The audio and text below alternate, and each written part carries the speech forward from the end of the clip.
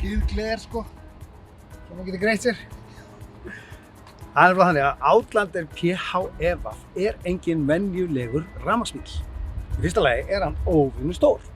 Það er mjög hátt undir hann. Hann er svakalega rúmgóður með risa skotti. Og síðast en ekki síst, þá hann eini rafmagnsbíllinn sem alltaf í fjórhjóladrifi.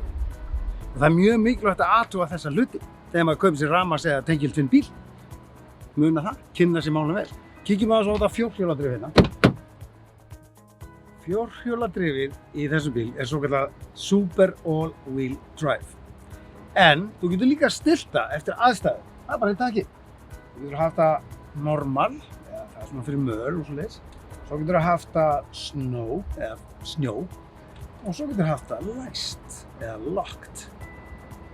Og sko, Mitsubishi, þeir náttúrulega fjórhjóladrif snillingar. Þeir byggja á reynslu sinni úr rallyi, eða svokölluðu Rally Legacy.